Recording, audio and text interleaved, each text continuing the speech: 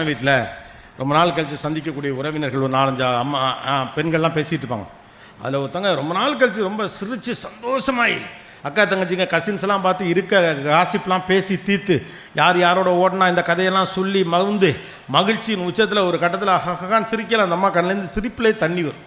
அப்போ அந்த கண்ணீரை தொடச்சிக்கிட்டு அந்த ஆண்டி சொல்லுவாங்க, ஐயோ ரொம்ப சிரிச்சுட்டேன், நாளைக்கு என்ன போதோ தெரியலை அப்படிம்பாங்க. ஏன்? வாழ்க்கை மகிழ்ச்சியானது அல்ல. மகிழ்ச்சியாக இருந்தால் கஷ்டமாக இருக்கும். அதுக்காக என்ன பண்ணோம், லைட்டாகவே இருப்போம். ரொம்ப மகிழ்ச்சியாக இருந்தால் கூட வேண்டாம், சிரித்து வச்சிட வேண்டாம். நல்ல காமெடி வந்தால் கூட பல்ல கடிச்சிட்டு பேசாமல் சிரிப்போம். வாழ்க்கை ரொம்ப சிம்பிள். சிரிப்பு வந்தால் சிரிங்க, அழுக வந்தால் அழுங்க, ஓட தோணா ஓடுங்க, பேசணும்னு தோணா பேசுங்க, மன்னிப்பு கேட்க தோணா மன்னிப்பு கேளுங்க. உன்னை மிஸ் பண்ணணும்னு ஆசை இருந்துச்சா மிஸ் பண்ணுறேன்னு சொல்லுங்கள். அவங்க சொல்லணும்னு எதிர்பார்க்காதீங்க. அழகாக இருந்தால் அழகாக இருக்காங்கன்னு சொல்லுங்கள். 30 வருஷத்துக்கு முன்னால் நீங்கள் மீசையில் கருப்பாக இருந்த மாதிரி இப்போ டை அடித்த பிறகு அழகாக இருக்குன்னு புருஷன்ட்ட கூச்சப்படாமல் சொல்லுங்கள். கல்யாணத்தன்னைக்கு கட்டின புடவை நீ கட்டுறப்பெல்லாம் எனக்கு கல்யாண நாள் ஞாபகம் வருதுன்னு மைண்டில் வந்தால் சொல்லுங்கள். ஒரு நாள் சாவுங்க, அவ்வளோதான். இதான் லைஃப்.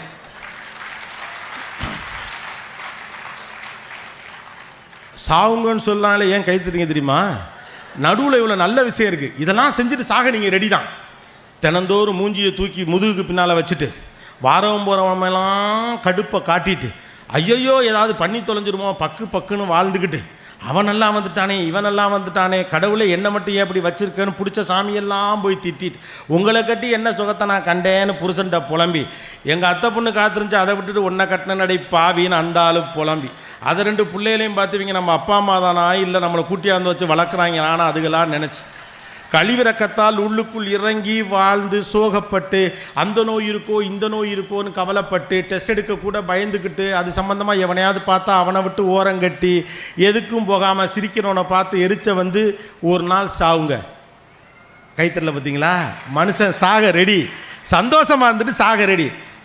கருமம் சாவத்தான் போகிறோம்னா சந்தோஷமாக சாக வேண்டியதானே. இது எதுக்கு வேண்டாம் வெறுப்பா பிள்ளையை பார்த்து காண்டாமிருகன் பேர் வச்ச மாதிரி காலம் முழுக்க கடுகடுன்னு இருந்துட்டு போவானே. போவேனா நல்லா போக வேண்டியதானே. எப்படி போனாலும் சத்த பிறகு நல்லா சொல்லுவாங்க, சாகிற வயசாக இதுதான் சொல்ல போகிறான் இல்லையா? எவ்வளோ நல்ல மனுஷன் 2 பேர் சொல்லத்தான் போகிறான். இல்லாட்டி நம்ம கூப்பிட்டு முதல் நாள் அவன்கிட்ட ஃபோனை பண்ணிவிட்டு இங்கே எனக்கு இழுத்துக்கிட்டு இருக்க மாதிரி இருக்குது, நாளைக்கு டெத்தில் வந்து நீ 2 பேர் 4 பேர் பேசியிருக்கடா நல்ல மனுஷன்னு அப்படின்னு சொல்லத்தான் போகிறாங்க. அவ்வளோதானே. Life is so simple, don't complicate it. இந்த வாழ்க்கை உங்களுக்கு கொடுக்கப்பட்டதுடைய நோக்கம் நீங்கள் கொண்டாடுவதற்கு தான்.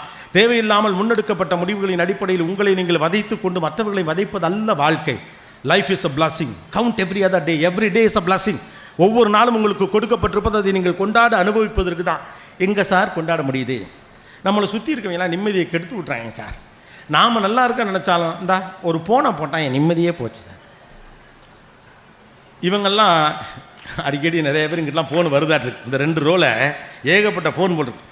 இவங்களெல்லாம் என்ன சொல்கிறாங்கன்னா, இவங்க பேர் நான் எனர்ஜி ராபர்ஸ்னு சொல்கிறான். உங்கள் எனர்ஜியை சக்தியை திறனை திருடுகிறவர்கள். அவங்களோட சேராதீங்க. சில கேரக்டர்ஸ் இருப்பாங்க தெரியுமா, உங்களுக்கு ஆறுதல் சொல்கிற மாதிரியே உங்களை காண்டேத்துவாங்க. எப்படி இருந்த நீ? எனக்கே உன்னை பார்க்கல மனசுக்கு கஷ்டமாக இருக்கு. நாம் அன்னைக்கு தான் காலையில் இருந்துச்சு புதுசாக ஷூவெல்லாம் வாங்கி வாக்கிங் போயிட்டு ஃப்ரெஷ் ஏரை நான் பீஸ் பண்ணிக்கேன், பாசிட்டிவாக திங்க் பண்ணோம். நேற்று நைட்டு கோபிநாத் பேசுனது நான் வீடியோவில் கேட்டேன், இனிமேல் ஓஹோன்னு வரணும் அப்படிங்கிற வாக்கிங் போயெல்லாம் 6:30 மணிக்கே போன போட்டுருவான். மாப்பிள்ளை எப்படி இருக்க? நல்லா இருக்கேன். என்ன பண்ணியிருக்கேன்? வாக்கிங் போயிட்டுருக்கேன். வாக்கிங் போய் ஆமாம் மாப்பிள்ளை நீ வாக்கிங்லாம் அவசியமாக போகணும், ஏன்னா சுகர் வேறு உனக்கு அதிகமாகிருச்சு. நான் வாக்கிங் போகிறது சுகந்தமான காற்றை அனுபவிப்பதற்காக.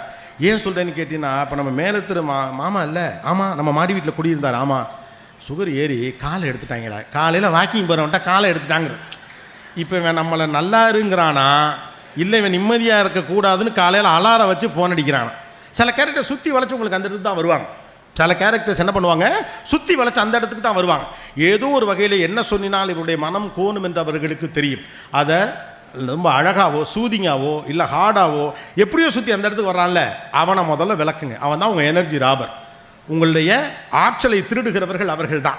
அந்த ஆற்றலை திருடுகிற மனிதர்களிலிருந்து தூரம் இருங்கள். அந்த டாக்ஸிக் பீப்புள்லேருந்து நீங்கள் கொஞ்சம் வெளியே போக போக ஆட்டோமேட்டிக்காக உங்களுக்கு இந்த உலகம் பற்றி தெளிவாக புரிய ஆரம்பிச்சாங்க. ஆனால் நம்ம பிரச்சனை என்ன தெரியுமா, நம்மளை அன்பு செலுத்த 1000 பேர் இருப்பான், அவ்வளோ பேர் பிரியமாக இருப்பாங்க.